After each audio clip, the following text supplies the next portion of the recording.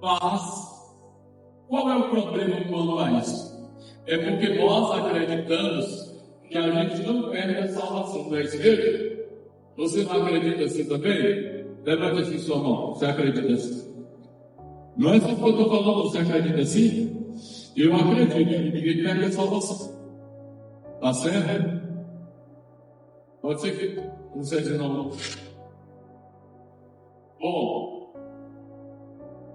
então olha só. Como é que pode então pegar e poder voltar mais? Olha só, que coisa interessante, né? Isso aí, gente, dá muito pano para manga, muita discussão, né? Muita discussão.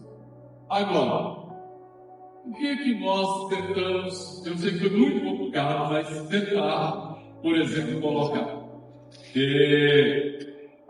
Há uma pergunta que a gente tinha que fazer assim: que grau de iluminação é esta? Até que tanto experimentou de fato? A gente poderia fazer essas perguntas em cima do texto. Que nível de experiência com Deus? Podemos fazer essas perguntas. Por quê? Ele diz que, lá no verso 6, ele diz assim, o 6, de novo aqui, as últimas 3 linhas, de novo crucificam o Filho de Deus e o expõem ao vitupério. Essa expressão crucifica o Filho de Deus, na verdade, lá na língua que foi escrito no Novo Testamento, está no sentido de um ato contínuo, como se fosse o nosso gerúndio, né? Então eles estão crucificando. Então acabam com um ato contínuo, continuamente crucificando o Espírito Santo. Aliás, eles estão crucificando o Filho de Deus. E aí expõem ao vitupério, ou seja, o ato de eu renegar é um ato de expor e crucificar novamente a Cristo. Agora veja bem, nós temos alguns exemplos na Bíblia disso. Nós temos, por exemplo, a Bíblia diz sobre os anjos. Os anjos conheceram o Senhor, conheceram. Os anjos caíram. Os anjos podem voltar, os anjos caídos, que hoje chamamos de demônios? Não podem voltar. Eu até contei um exemplo no domingo passado falando sobre isso. Eu estava com uma pessoa endemoniada e eu disse, volta, pede perdão. Eu falei algumas coisas, depois você sabe que ele não me recebe de volta. Ou seja, é algo triste, terrível, de saber que está perdido e a sentença já está dada e não tem mais jeito, né? Bom, mas em relação ao ser humano, quem é que a gente poderia dizer que se enquadra aí? Judas se enquadra aí? Se enquadra, não se enquadra? Jesus disse, ai daquele por quem o Filho do Homem é traído, é melhor não ter nascido. Então é melhor que não tivesse nascido. Ou seja, isso implica o quê? Na perdição de Judas. Agora veja só. Até que ponto Judas experimentou de Deus? Se nós perguntássemos assim, Judas pregou o Evangelho? Pregou. Judas expulsou demônios? Expulsou. Judas curou pessoas? Curou. Não é verdade? Ele estava no meio, né? E Jesus enviou e eu dou autoridade, deu autoridade também para Judas. Então ele experimentou do poder do céu, experimentou da glória, experimentou muita coisa. Mas, no entanto, ele não perseverou. Ou seja, ele não continuou. Ele não efetivou a salvação dele. Então, a apostasia é uma rejeição a Cristo. Quando alguém, na verdade, volta a crucificar a Cristo com a sua vida, com a sua atitude. Eu estou recapitulando, foi dito domingo. Mas aí, para nós resolvermos o problema, a gente vai usar outros versículos. E eu estava olhando que nesse mesmo capítulo de Hebreus 6, corrobora com esses outros versículos. Nós temos lá e vocês vão ver hoje.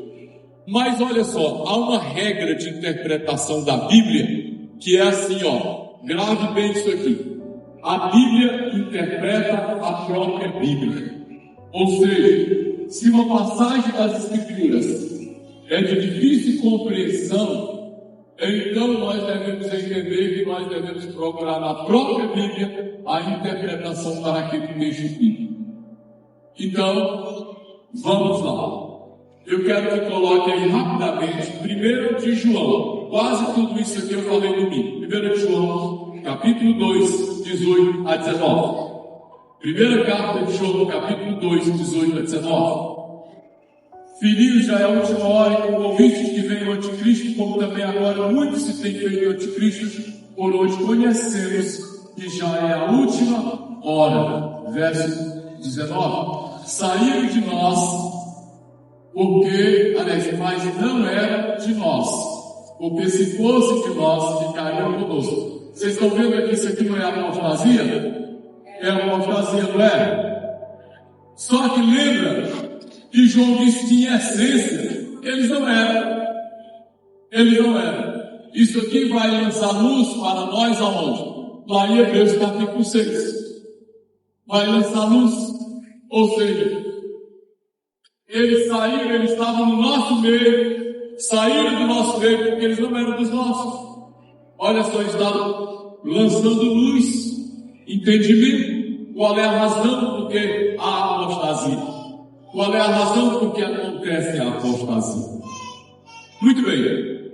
João capítulo 10, 27 e 29. João Evangelho. Capítulo 10, 27 a 29.